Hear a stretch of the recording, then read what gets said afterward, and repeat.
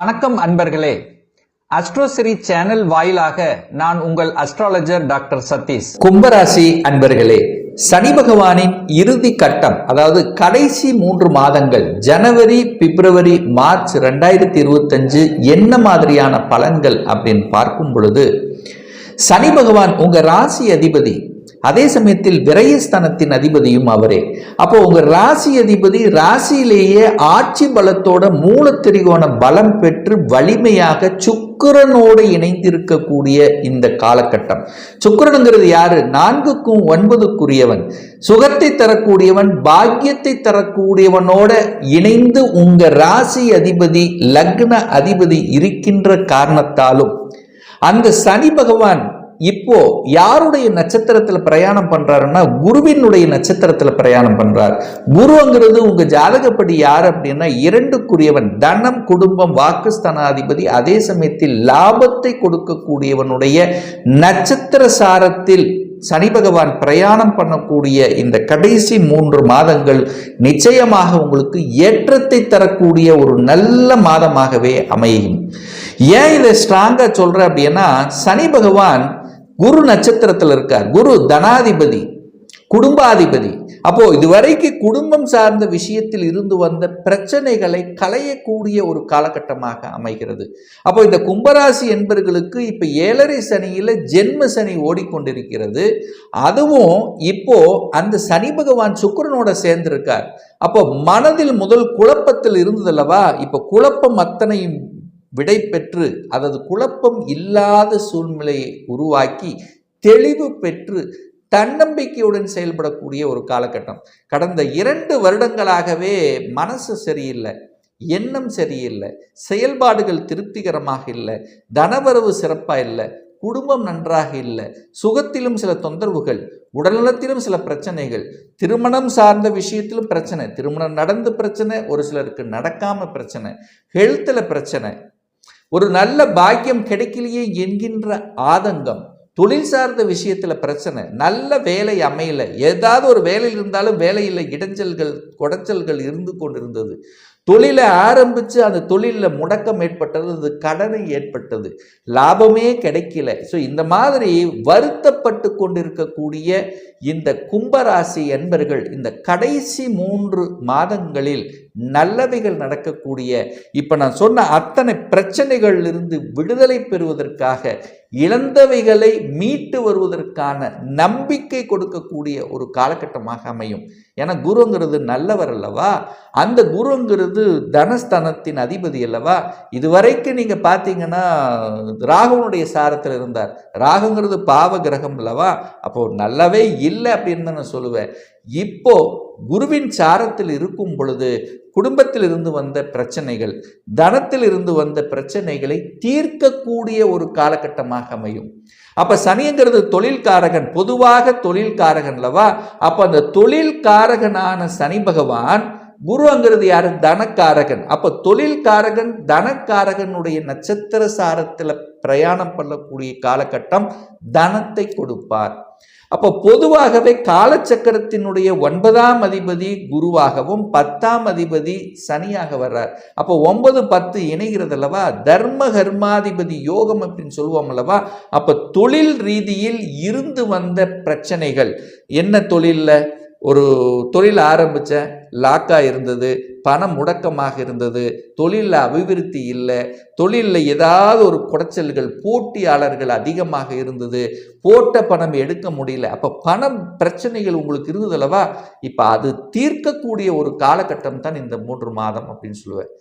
அப்போ மனம் லக்னத்தில் ராசியில் சனி அமர்ந்திருக்கக்கூடிய காலகட்டம் ஜென்ம சனி அப்படின்னு சொல்லுவோம். அப்போ அந்த ஜென்ம சனி காலகட்டத்தில் மன வருத்தத்தை கொடுத்து கொண்டிருக்கும். இப்போ சுக்கிரனோட இணைந்து சனி சுபத்துவமாக இருக்கார். அப்போ நெகட்டிவ் கொடுத்து கொண்டிருந்த விஷயங்கள் இப்போ பாசிட்டிவாக மாறப்போகிறது. இதுவரை இருட்டுக்குள்ளே இருந்த நீங்கள் இப்போ இருட்டை விட்டு வெளிச்சத்துக்கு வருகிறீர்கள். இதுவரைக்கும் எந்த ரூட்ல போகணும்னு தெரியாமல் இருந்த உங்களுக்கு இப்போ ஒரு ரூட் போட்டு காமிக்கும். அந்த ரூட்டில் நீங்க போகக்கூடிய வாய்ப்புகள், சந்தர்ப்பங்களை உருவாக்கும். இப்போ பெரிய மனிதர்கள், குருங்கிறது யாரு? பெரிய மனிதர்கள் அல்லவா? அந்த பெரிய மனிதர்களினுடைய அதாவது அவர்களுடைய தொடர்புகள் கிடைக்கப் பெறும். குருமார்களின் தொடர்பு கிடைக்கப் பெறும். குருங்கிறது கடவுள் அல்லவா? கடவுளுடைய அனுகிரகம் உங்களுக்கு கிடைக்கப் பெறக்கூடிய வாய்ப்புகள், சந்தர்ப்பங்கள். அப்போ சனி குரு இணைந்தாலே அங்க ஒரு தேடுதல் கிடைக்கும், ஆன்மீகம் கிடைக்கும். பொதுவாகவே நீங்கள் சனி அப்படிங்கிறது சுயநலமிக்க ஒரு கிரகம் அப்படின்ற, குருங்கிறது பொதுநலம் மிக்க. அப்போ சனி குரு இணையும் போதே அங்கே ஒரு ஆன்மீக எண்ணம், பொது எண்ணத்தோடு செயல்படக்கூடிய நாட்டத்தை நிச்சயமாக கொடுக்கும். இப்போ பொதுநலமாக திங்க் பண்ணுவீங்க, சுயநலத்தை விட்டு விட்டு பொது நலத்தோடு இருப்பீங்க. கணவன் மனைவி ஒரு பிரச்சனை இருந்ததுன்னா, இப்போ நான் என்னுடைய மனைவி தானே, என்னுடைய கணவன் தானே, நம்ம சம்பாதிக்கிறது 2 பேர்த்துக்கு தானே, நம்ம குடும்பத்துக்கு தானே, நம்ம குடும்பம் அப்படிங்கிற அந்த நம்ம அப்படிங்கிற ஒரு பொது அப்படிங்கிற தன்மை இப்போ நிச்சயமாக உருவாக்கும். அதே சமயத்தில் வெளிநாட்டு செல்லக்கூடிய யோகங்களும் இந்த காலகட்டம் உண்டு. ஏன்னா சனி 12ஆம் அதிபதி அல்லவா, அப்போ விரயத்தை கொடுத்து கொண்டிருந்தார். இப்போ குரு கோச்சாரத்தில் 4ஆம் இடத்திலிருந்து 12ஆம் இடத்தை பார்த்துட்டே இருக்கார். அப்போ வெளிநாட்டு தொடர்புகளை கொடுக்கும். இந்த 3 மாதங்கள் நீங்கள் ட்ரை பண்ணீங்கன்னு வச்சிங்களேன், வெளிநாட்டு வேலை உண்டு, வெளிநாட்டு வாணிபத்துக்கு செய்யலாம், ஏற்றுமதி இறக்குமதி சார்ந்த துறைக்கு உள்ளே போகலாம், வெளிநாட்டு நண்பர்கள் கிடைக்கப்படுவார்கள். அப்போ என்ன, அந்நிய தேசத்தின் மூலமாக தன வருவாயை கொடுக்கக்கூடிய ஒரு காலகட்டம் தான் இந்த 3 மாத காலகட்டம். சுகம் சார்ந்த விஷயத்தில் இருந்து வந்த பிரச்சனைகள் தீர்க்கப்படும். 3ஆம் இடத்தை பார்த்து 3ஆம் இடத்தை கெடுத்தார். தைரியம் இல்லை, வீரியம் இல்லை, அதாவது யோசிக்கக்கூடிய பக்குவம் இல்லை, புதிய புதிய ஒப்பந்தங்கள் கிடைக்கப்பெறல, நிறைய அலைச்சல் திரிச்சல் டென்ஷன் அப்படின்னு இருந்ததில்ல, அதெல்லாம் அப்படியே குறைய போகிறது, விடுதலை பெறப் போகிறது.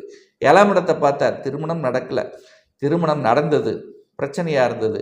ஒரு சிலர் 2 வருஷமாக வரணும் பார்த்துட்டே இருந்தோம், செட் ஆகலை அப்படின்னு சொல்லுவீங்க. ஏன் இப்போ சரியாகுமா அப்படின்னு கேட்டால் கண்டிப்பாக சரியாகும். ஏன்னா குருவினுடைய நட்சத்திரத்தை, குருங்கிறது குடும்பம், ஒரு குடும்பத்தை அமைத்து கொடுக்கக்கூடிய அந்த வழிமுறை சாத்தியக்கூறுகளை இப்போ உருவாக்கும்.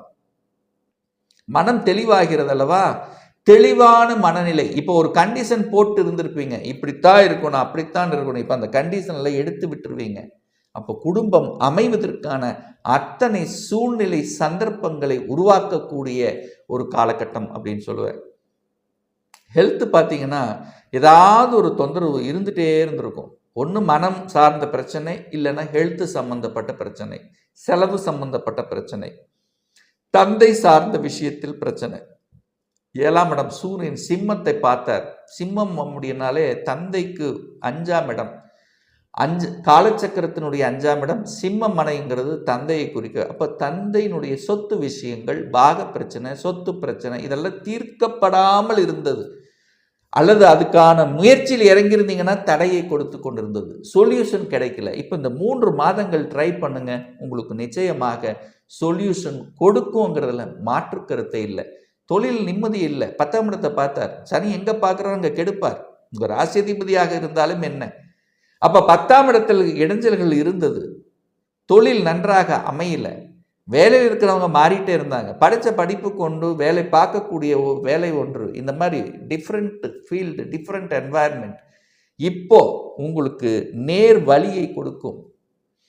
ஏதாவது அரசாங்கத்துக்கு விரோதமான ஒரு செயல்களை செய்து கொண்டிருந்தீங்கன்னா நிச்சயமாக தண்டனை அனுபவிக்கக்கூடிய காலகட்டமாக நிறைய பேர்த்துக்கு அமைஞ்சிருக்கும்.